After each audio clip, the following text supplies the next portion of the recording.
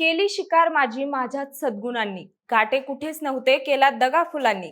एका कवितेच्या या ओळी पण यात दडलाय एका 27 वर्षीय तरुणाचा असह्य वेदनेचा आक्रोश.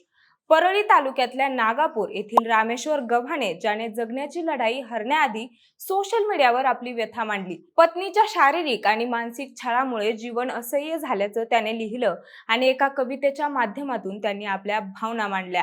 आणि शुक्रवारी 10 तारखेला दुपारच्या सुमारास नागापूर शिवारातील एका झाडाला गळफास घेतलेल्या अवस्थेत रामेश्वरचा मृतदेह आढळून आला आणि एक जिवंत माणूस फक्त एका व्हायरल पोस्टमध्ये उरला. या पोस्टमध्ये परळीतील काही डॉक्टर आणि वकिलांची नावंही समोर आली, ज्यामुळे या प्रकरणाला आणखी गंभीर वळण मिळालं आहे. म्हणूनच नेमकं हे प्रकरण काय आहे, रामेश्वरने त्या शेवटच्या पोस्टमध्ये काय लिहिलं होतं, त्याने घेतलेली नावं या प्रकरणाशी नेमकी कशी जोडली गेली आहेत आणि सगळ्यात महत्त्वाचं, रामेश्वरने एवढ्या टोकाचं पाऊल का उचललं, या सगळ्याच प्रश्नांची उत्तरं जाणून घेणार आहोत या व्हिडिओच्या माध्यमातून. नमस्कार, मी अपूर्वा आणि तुम्ही पाहताय विशेष भारी. आई आणि सुरेखा मला माफ करा या शब्दांनी सुरू झालेली एक पोस्ट आणि त्याच शब्दांवर संपलेलं एक आयुष्य. बीड जिल्ह्यातील परळी तालुक्यातल्या नागापूरचा 27 वर्षीय रामेश्वर गव्हाणे, ज्याने गळफास घेत स्वतःची जीवनयात्रा संपवली, पण मागे ठेवून गेला असंख्य अनुत्तरित प्रश्न. सासरच्या लोकांकडून होत असलेला सततचा त्रास, पत्नी नम्रता जाधव यांच्या मानसिक आणि शारीरिक छळाला कंटाळून आज टोकाचं पाऊल उचलत असल्याचं त्याने स्पष्टपणे आपल्या पोस्टमध्ये लिहिलं. ही केवळ एक तक्रार नव्हती, तर ती होती एका त्रस्त मनाची शेवटची हाक. रामेश्वर हा सुशिक्षित तरुण, पत्रकारितेचं शिक्षण घेतलेला, शब्दांवर प्रेम करणारा, म्हणूनच कदाचित स्वतःला संपवण्यापूर्वी त्याने तब्बल 1143 शब्दांची फेसबुक पोस्ट लिहिली. आपल्या वेदनांना शब्द दिले आणि त्या वेदनेचं प्रतिबिंब म्हणून एक गझलही शेअर केली. एकीकडे शिक्षण, स्वप्न आणि आयुष्य उभारण्याची धडपड, तर दुसरीकडे वाढत गेलेला मानसिक ताण आणि शेवटी घेतलेला हा टोकाचा निर्णय. त्यामुळे सध्या परिसरात हळहळ व्यक्त केली जात आहे. दरम्यान रामेश्वर गव्हाणे यांनी शेवटी केलेली पोस्ट सध्या प्रचंड व्हायरल होत आहे आणि त्या पोस्टमधील प्रत्येक शब्द मन हेलावून टाकणारा आहे. आई आणि सुरेखा मला माफ करा या शब्दांनी सुरू होणारी ही पोस्ट पुढे जाऊन एका त्रस्त मनाचा संपूर्ण प्रवास उलगडते. गेल्या 2 वर्षापासून सहन करत असलेल्या मानसिक वेदना, सासरच्या लोकांकडून होत असलेला त्रास आणि पत्नी नम्रता जाधव हिच्याकडून होत असलेल्या छळाचा उल्लेख त्याने अत्यंत स्पष्टपणे केला आहे. तो लिहितो, हा त्रास इतका असह्य झाला होता की जगणं कठीण झालं होतं आणि म्हणूनच तो आज टोकाचं पाऊल उचलत आहे. या पोस्टमध्ये त्याने काही डॉक्टर आणि ओळखीच्या व्यक्तींवर गंभीर आरोपही केले आहेत. गेल्या 2 वर्षापासून नम्रता माझा प्रचंड मानसिक छळ करत आहे असं सांगत तो तिच्यावर थेट आरोप करतो.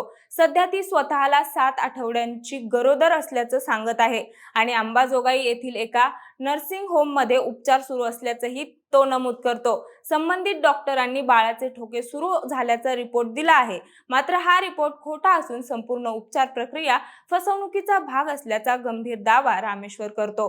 तो पुढे लिहितो, काही ओळखीच्या व्यक्ती आणि डॉक्टरांच्या मदतीने हे सगळं सेटिंग करून केलं जात आहे. उद्या जर प्रकरण कोर्टात गेलं तर मूल राहिलं होतं आणि नंतर गर्भपात झाला असा दावा करता यावा, यासाठी हा सगळा बनाव रचला जात असल्याचा आरोप आहे. त्याच्या मते या सगळ्या मागे वंध्यत्वाचा प्रश्न लपवण्याचा प्रयत्न केला जात आहे.